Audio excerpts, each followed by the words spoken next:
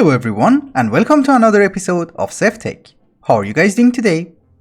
How's life? In this mod pack we have two more bosses to fight. One of them is the guy from Abyssal Craft, which has me really scared, and one of them is the final boss of SevTech. So I thought we should start gearing up. And for gearing up, we're going to start making the living armor from blood magic. So we're going to need arcane ashes, the binding reagent, we add the helmet, the leggings, the boots, and we're going to have two chest plates. Oh, this is nice. First things first, let us try to put mending on it. I'm really not a fan of this mechanism. I'm just saying. You're not helping. Are we good? Yes. Or wait a minute, do I prefer Armara? Maybe I do, cause Armara is going to give us protection. Right? Yes, protection 4. I was hoping for a higher protection, but it's okay. I can live with that. I'm thinking maybe Armara is not in the night sky. Hello? And this is probably why we only got protection 4, but it's okay. I can't see the constellations anyway.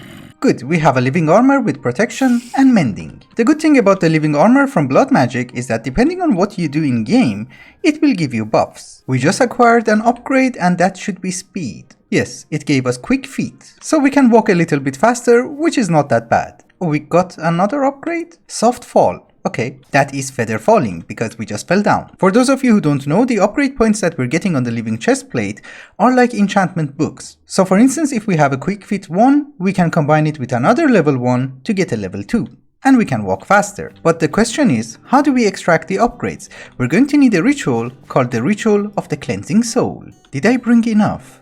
I hope so. Yes, I did. It needs 48. So if I stand on top of the Master Ritual Stone and activate it, I will get the tomes with the upgrades, and we can combine them in an anvil. And in hindsight, I should have brought a chest. The upgrades that you're going to get are going to be incredibly random. For instance, we just got an upgrade, which is quick feet. Yes. And since I'm walking very slowly, I want to get a lot of upgrade points for quick feet. So that's where the living armor training bracelet comes into play. We just put it in an anvil with an upgrade tome, and we will get a training bracelet for quick feet. And as long as we have this in our inventory, the only upgrade that we're going to get is going to be quick feet. Because walking like this is very painful. This is going to be very useful for us in the future because we can get more hearts, we can do more damage, and we can regenerate health faster. Can I sleep? Oh, and by the way, if you hold Shift and M, it will tell you how much progress you have made. Our quick feet is 64 out of 100. And if I walk a little bit more, it should increase. Yes, now it's 69.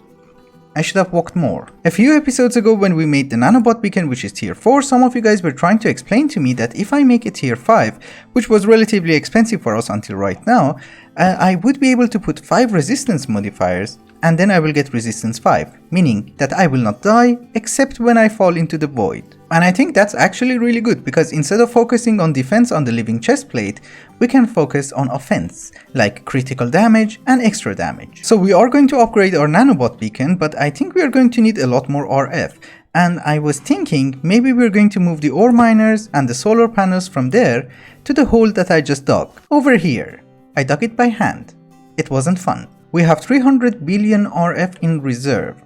I can break it, right? It's going to take a very long time before we run out of RF, and we should be very careful not to lose anything. I should have probably set the patterns first and then started dismantling our entire RF generation, but I think we should be okay. This is a tier 6 solar panel and it is generating us almost 500,000 RF, and it was a perfect fit. I'm happy. But obviously 1 is not going to be enough, we're going to have 3. I don't have enough modifiers. I don't really know why I made 3 of them, but we are generating... Oh, it's nighttime. Yes, as I was saying, we are generating 1.5 million RF per tick. Very good. But I think I also made a mob farm under here, right? Yes. We are also going to have 2 ore miners, which will be tier 6, and 1 resource miner, which is also going to be tier 6, and that should generate enough resources for us. Can we have some light? Oh, each one of them consumes 150,000 RF. Okay. So I did set up the ore miners, and we do have a slight issue with allocation of resources, but I will fix that later on. It's too fast, right? What if we remove one of them? It's really not helping. It's okay. But I have also set up our nanobot beacon, which is now tier 6, and this guy gives us 24 modifiers. Of course, I have the saturation, I have water breathing, I have night vision, and I have fire resistance so that we don't burn in lava. But I did also install the 5 resistance modifiers over here, and according to you guys and the wiki, we should not take any damage, apart from void damage. So we do not burn in lava, that's good. Do we take fall damage?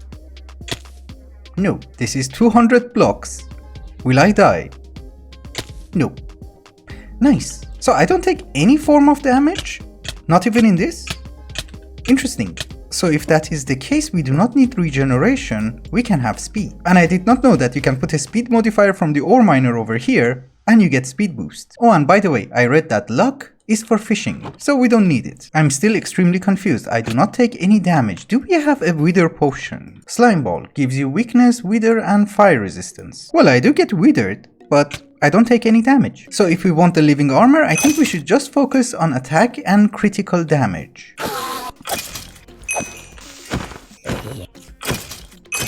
I have been training for Fierce Strike during the last 2 nights because we also need a lot of weak blood shards. The thing is, in order to make the creative tank, as you guys remember, we're also going to need blood tanks tier 10.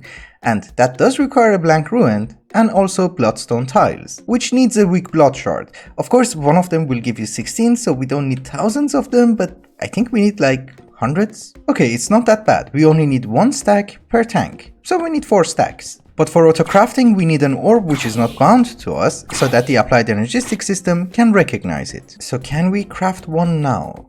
Probably not. I don't think we have a powerful CPU yet. So, how's life? I'm still waiting. Okay, we can craft it, but we do not have the processing power. Fine. And just to clarify, we can craft 1, not all 4. As I have mentioned in the last episode, one of the things that we have to do today is to try and go to the end, because in order to make the ultimate ingot, we're going to need a lot of shulker shells. And also, in order to get creative flight, we need syringes filled with shulker blood. Of course, we also need a bunch of elytras, so we will see how far we can go. Hello. Oh, and some ender biotite. We take it. It has been a while since we have been to the end, but I did remember that we had an end city right next to the portal. I did not kill all the shulkers, so we might get a few shells. I did kill all the shulkers. Interesting. Yes, another one with a ship. We need 4 elytras as well. I hate shulkers.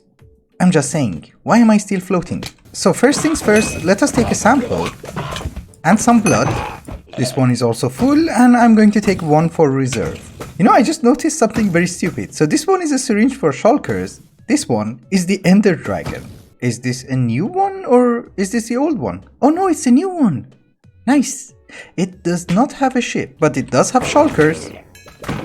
I'm not sure how difficult it is going to be for us to spawn shulkers in an RF2 spawner, so I think I'm going to just gather 64 shulker shells, and that's it. Where are you? And so far we have 27. I found another one. Right next to the old one. Do you have a ship? No. That's sad. As far as I can understand, the shells do not have any uses apart from making the ender alloy ingot, the advanced version. 1 will give us 2, we need, I don't know, 2.5 stacks, and I already have 57 shells. And considering that I have to do a lot more adventuring to get more elytras, I think we're good to go. We don't need to spawn shulkers. It's just that I hate traveling in the end. I really do. Another one with a ship. Where's the shulker? It's okay. I just wanted you. I think we should send home some of the stuff at least, in case I die. This is something that I would call a relatively big end city, but it does not have a ship. Have a use in your life. Alright guys, it's been a while later and I think we have all the shells that we are going to need. I was also checking the uses on the elytra and it seems in addition to making the creative flight modifier, we also need it in order to make the creative jetpack. So I think we need like 5 in total. Because out of the 4 sigils that we need for the creative modifier, we already have 1. And this beautiful end city has a ship with an elytra inside. Very good. I honestly don't remember how many elytras I sent back, so let us go home and see if we're missing something. Oh, we have 4 and 6. That's good. And we also have more than 2 stacks of shells. So let us make these ender alloys. For the basic one, we need an ender pearl and ender biotite. And for the advanced version, we're going to need an eye of the ender and chorus fruit. And each one of them gives us 4, and we only need like 2 stacks. For the final one, I think I have messed up the numbers, but it's okay. We have all the ingredients anyway. Oh, I didn't mess up. We have enough. Good. We're actually not doing that bad on the ultimate ingot and maybe we can have a stack today. So let us work on the ingots that we don't have. One of them is going to be steel leaf. We have enough star metal but I'm lazy to make more. So we're going to make the seed for that as well. And we also need to make a night slime seed, which is not that bad. We only need 4 ingots. Stone, slime and iron. Oh, you cannot smelt cobblestone. So how do I make seared stone? Oh, grout. As usual, I have messed up the combination, but we have 8 ingots, so it's fine. And here is night slime. If you read the description of SevTech, they will tell you that this mod pack has been well thought of, well planned, and well executed, so every recipe is balanced and you don't need to do that much grind. I mean, you don't have to do a stupid amount of grind. The problem is, someone apparently did not get the memo and he was like, oh, let's add this to the recipe and it will make life fun for people.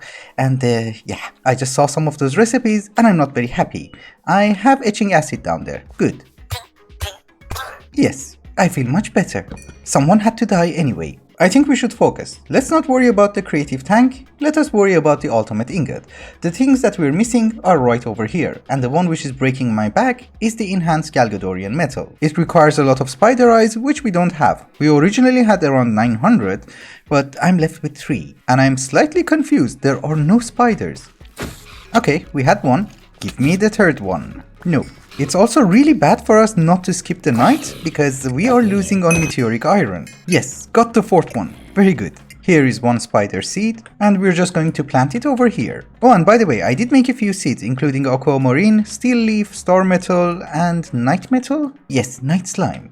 Not metal. Yeah, but the seed is not the best. Each 5 will give you 3. I have looting on my sword. Each spider gives me 3. I crafted 2 more spider seeds and in total we have 3 of them. The problem is we only have 115 spider eyes, 118, and we need maybe 1500 of it, and it's going to take some time. So we cannot finish the enhanced Galgadorian metal today, but we can work on the other ingots. The first combination on the list is pig iron, and it's a combination of blood which we get from rotten flesh, iron and clay. I just don't know if we have enough blood. That is 30 blocks and that's more than we need. Very good. We don't need you on the list. The next one is modularium, and I do have a lot of plates but not the ingot. It's a combination of iron, redstone and aluminium. We have 256 ingots. Good. The next one is a redstone alloy, and it's a combination of constantan, redstone and glowstone. We just have to wait for a while. I have set in the pattern, and for the solium ingot we can just order it in our ME system. For simorite and octine we need to go to Kepler 22. Are you Kepler 22? Yes. Because the digital miner is over here. Oh my goodness, what the hell? So, yeah. So obviously I'm not going to go and harvest 200 blocks of octine and simorite in order to make the ultimate ingot. I'm just going to use the digital miner. So we can also remove these 2, and the only one remaining is actually the soul forged ingot, which is not something very difficult to make, it just takes a lot of time. I made 37 soul urns, and unfortunately we are out of ground netherrack, so that has to wait. Just that you're left with a lot of hellfire dust, and I have no idea what do you do with them. You can use it in the ultimate ingot, but I'm using gunpowder. This is not coal, it's coal dust. Yes. After a lot of crafting, this is the recipe of the ultimate ingot, and this is what we have. We're missing the Galgadorian and the steel ingot, which are work in progress, and also HOP graphite. I wanted to make a lot of electrodes, and I think we have enough dust. Yes. And I think each one of them gives you an ingot, right? Yes, it does. And 1 stack goes over here. Oh, and by the way, this one is black iron. It's not a duplicate. Also, in the meantime, we have 300 spider eyes, which is not that bad. It might sound a lot, but that's like 30 ingots or something. You know what? I always do this to myself. I'm like, oh, I cannot make 2 stacks of the ultimate ingot in one day, so I should be really bad at the game. The thing is, the ultimate ingot is expensive, but this does not mean that I cannot at least make 16 of them. I can actually make 28. We just take some of you, and ladies and gentlemen, here is 16 ultimate ingots, and that is an achievement. Haha. We have a small situation and we need to solve it now, because it's turning into a nightmare, and that is ore processing. We are generating around 15 resources per second, and we're either not sorting it fast enough or we're not processing it fast enough. Or maybe both. The problem is I don't know which one is doing worse, the processing or the sorting. Oh, that's not good. Yeah, the sorting system is also not the best. We have to get rid of these logistical sorters and maybe use XNet. At first I thought maybe we should use another independent ME system, but I think that gets too complicated really soon. With XNet, it should be more compact. I think logic dictates that we do the sorting and processing in one place. So let me get rid of this and see what we can do. It's actually far more complicated than you would expect, because every kind of factory in Mechanism is just called factory, so finding it on the list is not that easy. I know you can highlight it, but once you have a lot of factories, it gets really confusing. And I'm not sure how to rename them. I did try an anvil, it doesn't work. I want to say that the issue has been fixed, but I think I did not put a chunk loader over here, and this is why these guys went offline. Yes, so the issue has not been fixed. Yeah, unfortunately XNet is amazing, but it's not fast enough. The thing is, I have already set the controller to extract items from the ender chest every 5 ticks, so that's 4 times per second.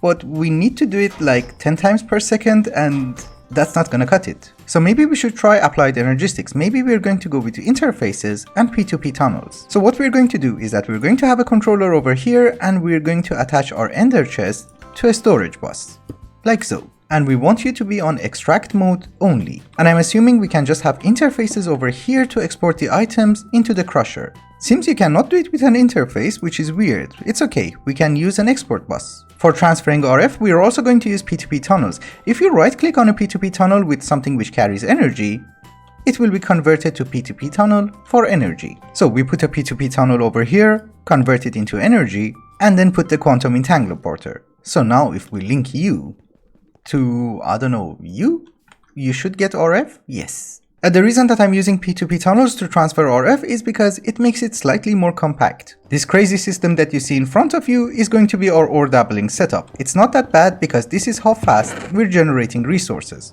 which is not that bad considering that this is SevTech. It does have a few issues, but let me try to explain how it works. So we do have an ender chest here, which is hooked up to our ore miner. So every single ore that we're getting comes through this ender chest. In this chest we're getting a ton of junk. For instance, we're getting diorite, granite, andesite, stone, cobblestone, 12 different types of terracotta, and sponges. So I do have 3 logistical transporters which are filtering out everything which is junk, and it's putting them inside the trash can. So this section of the system is handling the junk, but this side handles the resources and ores that we want to keep.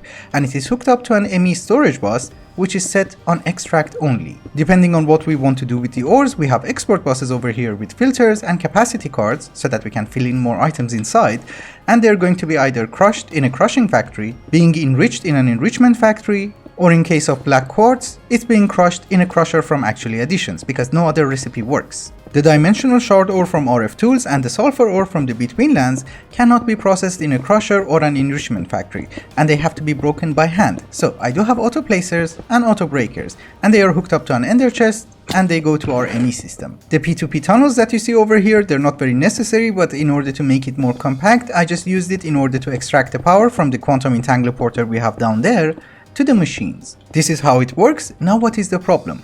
Well, first off, we're not processing fast enough, because look at the chest. The second problem is that dust on the ground. The logistical transporters from Mechanism are not the best. If they cannot find an empty slot in the target inventory, they just spill it out, and it's not very good. We're not losing that much, but I'm not very happy with it. And the reason that I'm using a logistical transporter between the crusher and the smelting factory is because the transfer rate between these guys, if you put them next to each other, is not that fast. But this is also not very good because we just got uranium. So maybe I have to put them next to each other and add more, and also add more enrichment factories. And the other issue is black quartz. You get a ton, and this is the processing speed, which is garbage. So let me make a few changes and a few machines, then I'll be right back. We have finally reached the point where I'm happy with the speed. As soon as we're getting the resources, we're sending it to our ME system, and we're processing it almost instantly. I might have gone slightly overboard with the machines, but it's okay. Makes me happy. Based on the previous comments, I do understand that this is not a high priority for most of you guys, but I actually hate the idea of having ores in my ME system. I want the finished product. But that is not all I did off camera. We have a lot more things to do, and I realized I should just get on with them. For instance, there is a cookie singularity, and that means we need a lot of cocoa beans. Why is that 44 and the rest are around 60? Anyhow, I just wanted to say that I'm gathering cocoa beans, and that's it. One thing that I did, which I'm very proud of, is that I increased the efficiency of our paperclip production.